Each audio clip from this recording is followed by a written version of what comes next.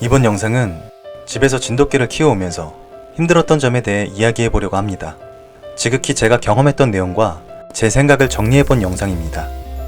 우선 첫 번째, 나의 시간이 부족하다.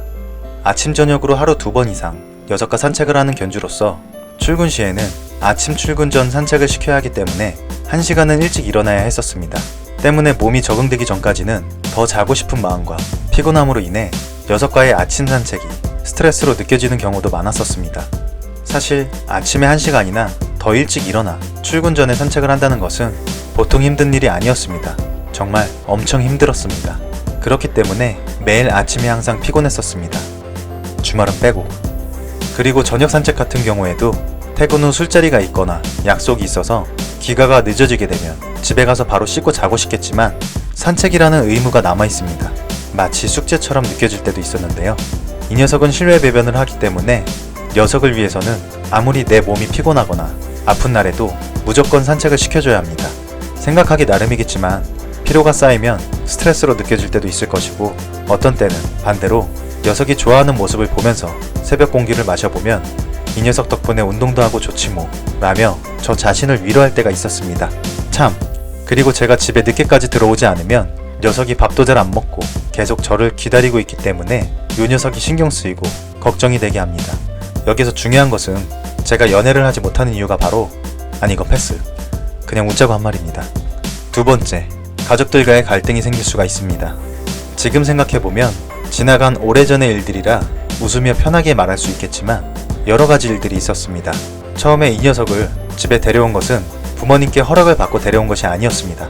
동생과 제가 부모님께 우겨서 데려온 것이었기 때문에 당연히 좋게 보였을 리가 없었습니다. 집안에서 개를 키우는 것은 상상도 못하셨던 분들이기에 녀석을 집에 들이는 과정도 갈등이었지만 녀석과 함께 지내면서도 갈등이 많았었습니다. 그중 가장 큰 것이 바로 개털 문제였습니다. 평소에는 괜찮지만 털 가리시기에는 개털이 장난이 아닙니다. 집안 청소를 담당하시는 어머니께서는 녀석이 털갈이를 처음 보시고는 기겁을 하셨습니다. 당연히 스트레스가 되십니다. 한 번은 그 스트레스가 쌓이고 쌓여서 저와 어머니가 마찰이 생긴 적이 있었습니다. 그래서 결국에는 해병이와 함께 쫓겨나 차에서 잔 적도 있습니다. 그리고 동생과의 다툼도 있었습니다. 둘 다 열심히 일한 만큼 열심히 놀고 싶었던 나이대였는지라 밖에서 보내는 시간들이 많았을 때입니다. 하지만 해병이는 산책이 필수인 녀석인지라 동생과 함께 산책을 시키거나 번갈아 가며 순번을 정해서 산책을 시켰었습니다. 목욕을 시키는 것 또한 때가 되면 순번을 정해서 목욕을 시키기도 했습니다. 하지만 약속을 지키지 않거나 또는 귀찮다고 서로 미루게 되면 다툼이 생기기도 했었습니다. 친구처럼 지내는 형제들의 싸움은 굳이 말하지 않아도 아실 분들은 다 아실 것이라 생각되어 더 이상 이야기하지 않겠습니다. 참고로 하나는 해병대, 하나는 특공대. 세 번째, 엘리베이터 이용 시 눈치가 보일 수 있습니다. 해병이는 아파트에서 키우는 반려견입니다. 때문에 엘리베이터를 타려다가 간혹 놀라는 사람이 있거나 다음 것을 타려는 사람이 있을 수 있습니다. 그런 이유 때문에 저는 해병이와 7년 정도는 15층이 넘는 높이를 계단으로 다녔었습니다. 개를 싫어하는 사람이 있을 수 있기 때문에 그렇게 하는 것이 몸은 힘들었지만 마음은 편했습니다. 하지만 해병이가 나이가 많아지면서 높은 계단을 항상 걸어 다닐 수가 없었기에 엘리베이터를 타면서 가급적이면 사람들과 마주치지 않는 방법을 고민했었습니다. 그렇게 해서 생각해낸 방법이 2층에서 내리고 2층에서 타는 것이었습니다. 1층에서는 엘리베이터를 타려는 많은 사람들이 기다릴 수도 있고 또 아무 생각 없이 서 있다가 엘리베이터 문이 열리면서 개를 보면 깜짝 놀랄 수 있기 때문입니다. 그래서 선택한 방법이 한층 미리 내리고 한층 올라가서 타는 방법이었습니다. 실제로 몇 년간 이 방법을 이용해보니 정말 괜찮은 방법입니다. 그리고 엘리베이터 안에서는 한쪽 구석에 녀석을 자리 잡게 하고 제가 몸으로 가려주는 형태로 습관을 들이고 타거나 내릴 때에도 문이 열리면 바로 내리는 것이 아니라 혹시 대기하고 있을지도 모르는 사람이 놀라지 않게 기다려 라는 인기척을 하면서 확인 후 내리는 것도 괜찮은 방법입니다. 네 번째, 기본적인 산책 훈련은 꼭 신경 써서 교육을 시켜야 합니다. 진돗개뿐 아니라 다른 반려견들 역시 기본적인 산책 훈련은 꼭 필요한데요. 요 녀석 같은 경우에는 예민한 면도 있고 자기가 리드하려는 경향이 있었기 때문에 혹시 모를 상황에 대비하기 위해서 제가 녀석을 리드할 수 있도록 반복적으로 훈련을 했었습니다. 그래야만 산책 중 좁은 길에서 다른 반려견을 만나거나 마주오는 사람이 있을 때에도 내가 원하는 방향으로 수월하게 핸들링할 수 있고 또는 제 옆에 붙어서 나란히 제가 원하는 방향으로 걸어가거나 제 곁에서 기다리며 대기할 수 있도록 녀석을 쉽게 리드할 수가 있습니다.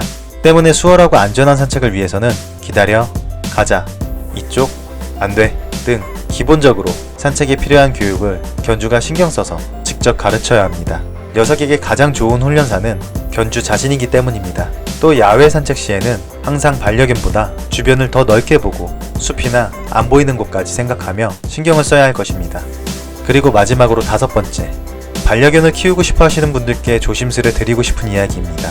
이 녀석을 어디에서 분양받았는지, 그리고 진돗개를 실내에서 키울 수 있을지, 산책은 꼭 필요한지 라며 문의를 주시는 분들도 많이 계셨는데요. 우선 분양 문의에 대해서 말씀을 드리자면 이 녀석은 10년 전에 분양을 받았기 때문에 시간이 너무 오래 흘러 말씀을 드리기가 어렵습니다.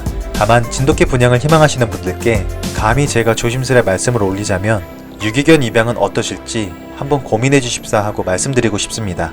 하지만 유기견은 한 번씩은 상처를 받았던 아이들이기 때문에 애정으로 끝까지 책임지실 수 있는 분들께서만 신중하게 고민해 주시기 바랍니다. 우리나라 사람들은 진돗개에 대해 관심도 많고 자부심도 많습니다. 실제로도 정말 훌륭하고 매력적인 견종입니다. 하지만 아이러니하게도 정작 산에 올라가 보면 떠돌아다니는 들개가 된 유기견들은 대부분 해뱅이처럼 생긴 진돗개 종류들입니다. 정말 많이 봐왔습니다. 그렇게 우리나라 국견에 대해 자부심도 많고 관심도 많으면서 왜 그렇게 함부로 대하고 버리는지 정말 이해가 되지 않고 화가 납니다. 그리고 반려견을 기른다는 것이 정말 쉽지 않은 일이기 때문에 키우실 계획이 있으신 분들은 정말 신중에 신중을 더해 고민해 주시길 부탁드립니다. 제 경험상 위에 언급해드린 내용들처럼 오랜 시간 동안 겪어봤던 갈등들이나 또는 녀석을 위해서 제가 하고 싶은 것들을 포기해야 하는 경우도 많이 있습니다. 저의 직업 또한 녀석 덕분에 점점 바뀌어진 케이스이기도 하고요. 그만큼 반려견 입양은 책임감이 절대적입니다. 시청해주셔서 감사합니다.